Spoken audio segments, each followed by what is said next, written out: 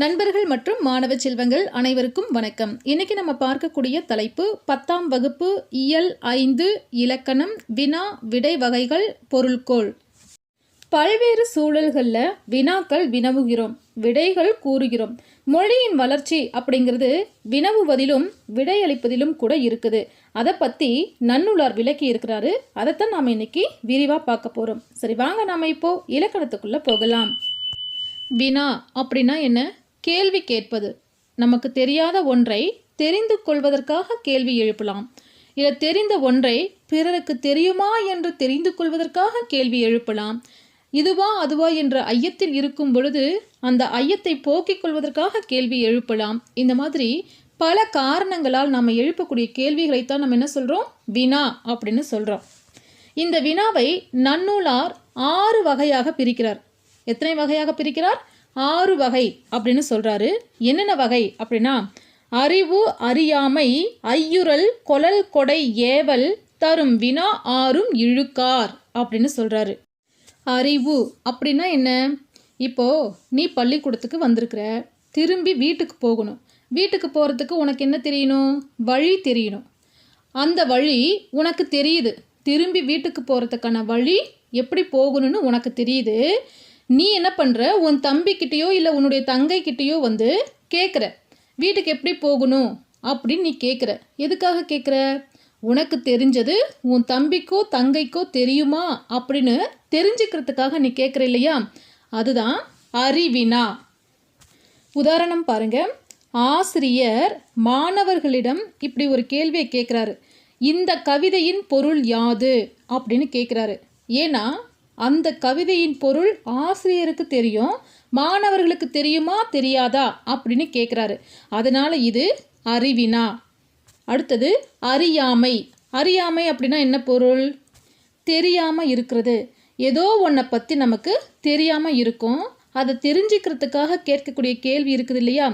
அறியாத ஒன்றை அறிந்து கொள்வதற்காக கேட்கக்கூடிய கேள்வி இருக்குது இல்லையா? அது அறியாவினா. உதாரணம் பாருங்க. மாணவர் ஆசிரியரிடம் கேட்கிறாரு, இந்த கவிதையின் பொருள் யாது அப்படின்னு. ஏன்னா மாணவருக்கு தெரியாது, ஆசிரியர்கிட்ட இருந்து கேட்டு தெரிஞ்சுக்கலாம் அப்படிங்கிறதுக்காக கேட்குறாரு. அதனால் இது அறியா வினா. அடுத்தது ஐயுறல். ஐயுறல் அப்படின்னா என்னது?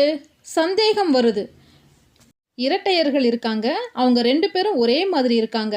ஒரு பொண்ணு பேர் வந்து கவிதா, இன்னொரு பொண்ணு பேர் சவிதா. இதில் யார் கவிதா யார் சவிதா?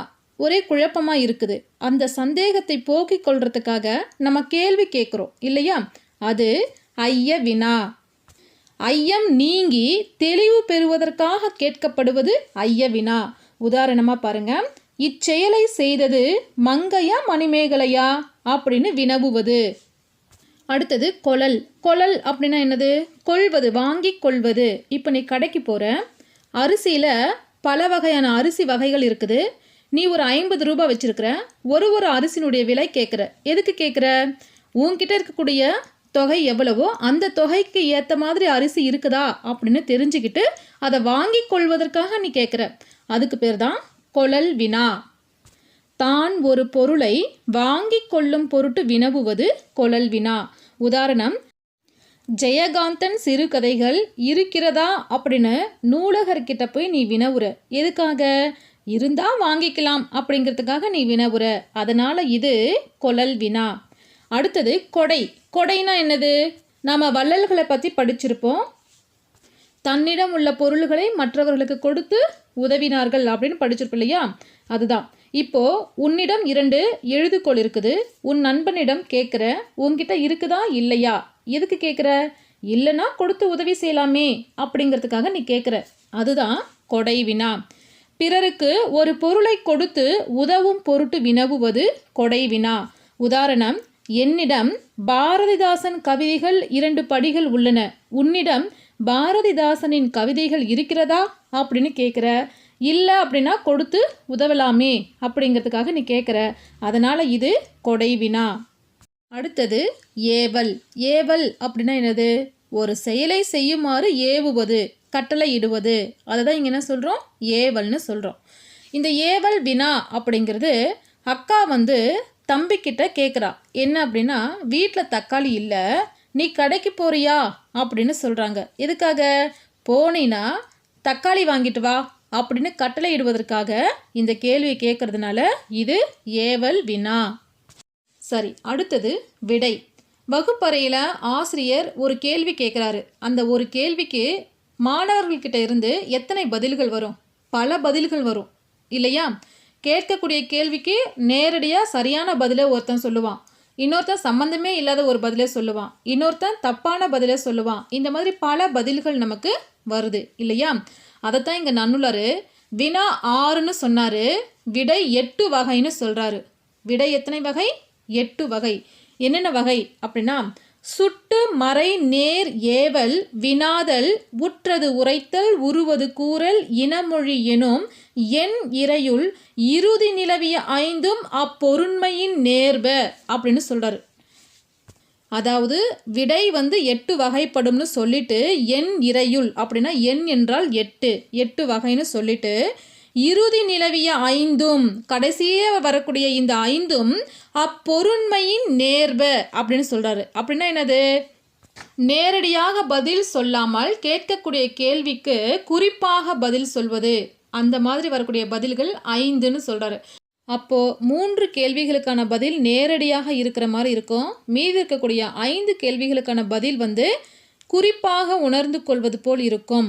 இப்போ அதைத்தான் நாம் இப்போ பார்க்க போகிறோம்.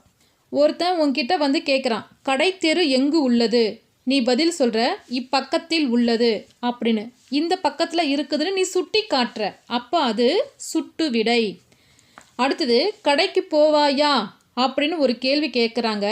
அதுக்கு நீ சொல்கிற, போக மாட்டேன். அப்படின்னா என்ன அர்த்தம்? போக மாட்டேன்னு சொல்கிற, அப்போது மறுத்து கூறுற, அதனால் இது மறைவிடை. மறுத்து கூறும் விடை மறைவிடை. அடுத்தது, கடைக்கு போவாயா அப்படின்னு ஒரு கேள்வி கேட்டால் போவேன் அப்படின்னு நீ ஒரு பதில் சொல்கிற, அப்படின்னா என்ன அர்த்தம்? உடன்பட்டு கூறும் விடை. நீ போகிறதுக்கு சம்மதிக்கிற, அதனால் இது நேர் விடை. நேரடியாக சொல்கிற நீ. அடுத்தது, அம்மா உன்கிட்ட சொல்கிறாங்க, இது செய்வாயா அப்படின்னு. உடனே நீ என்ன சொல்கிற? நீயே செய்மா சொல்கிறியா இல்லையா? ஆமாம். அப்போது மாட்டேன் அப்படிங்கிறத மறுப்பதற்கு அதுக்கு பதிலாக ஏவுதலாக கூறும் விடை, நீயே செஞ்சிக்கோன்னு ஏவுதலாக கூறக்கூடிய விடை ஏவல் விடை. அடுத்தது, என்னுடன் ஊருக்கு வருவாயா அப்படின்னு ஒரு கேள்வி கேட்டால் வராமல் இருப்பேனா அப்படின்னு இன்னொரு கேள்வி கேட்குற, கேள்விக்கு இன்னொரு கேள்வி கேட்குற, அப்போ அது வினா எதிர் வினாதல் விடை. வினாவிற்கு விடையாக இன்னொரு வினாவை கேட்பது வினா எதிர் வினாதல் விடை.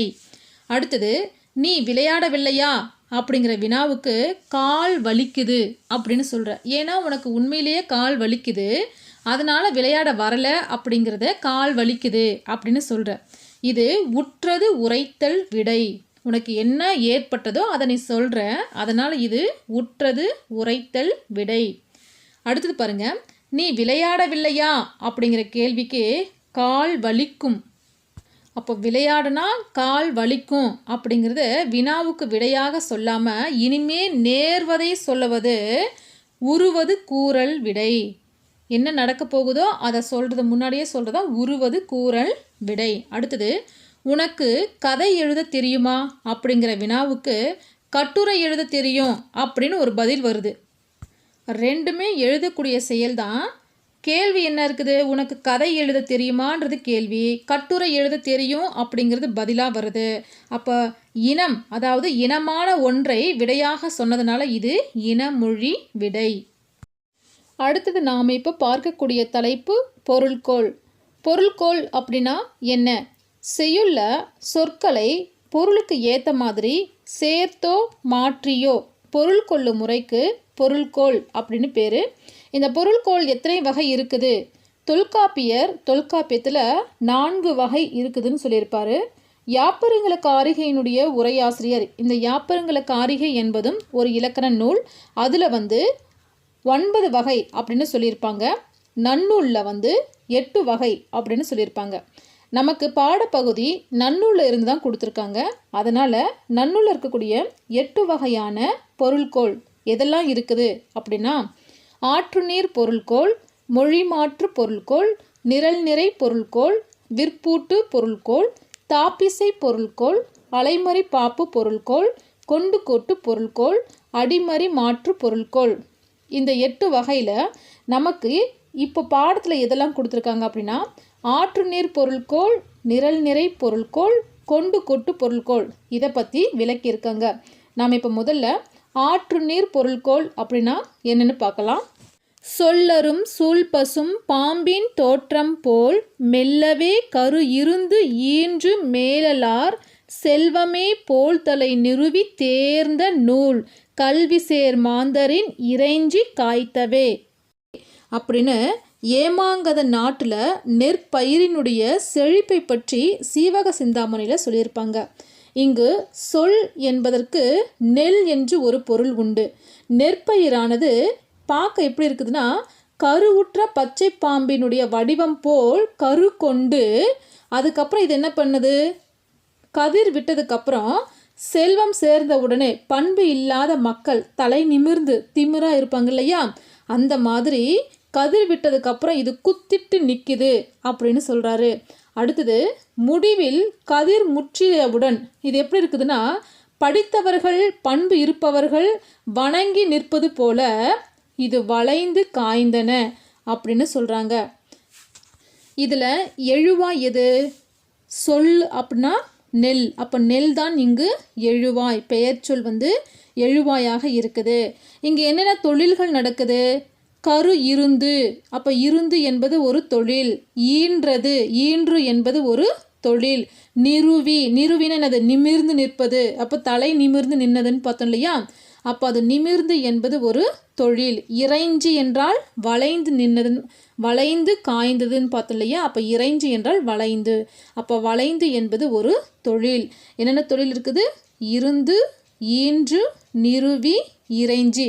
இந்த தொழில்களான வினையெச்சங்களை பெற்று, இது எல்லாமே வினையெச்சங்கள், இதனை பெற்று காய்த்தவே, கடைசியில் என்ன இருக்குது?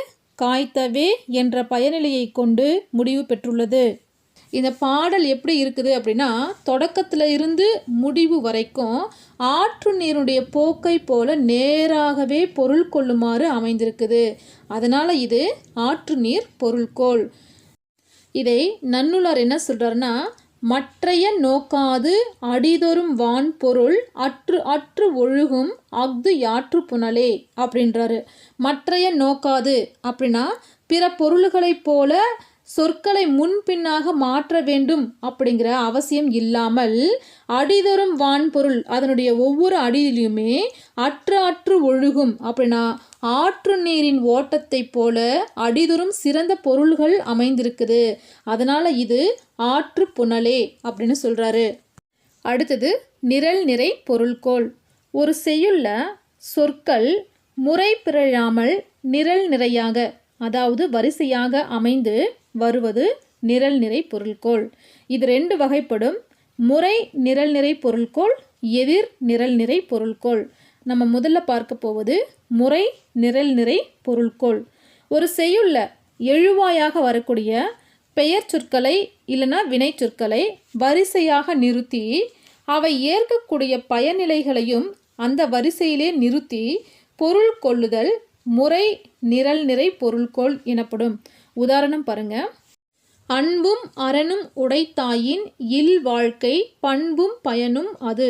இந்த குறளில் அன்பு அரண் அப்படிங்கிற 2 சொற்களை வரிசைப்படுத்தி அதற்குரிய விளைவுகளான பண்பு பயன் அப்படிங்கிறது கீழே வரிசைப்படுத்தியிருக்காங்க.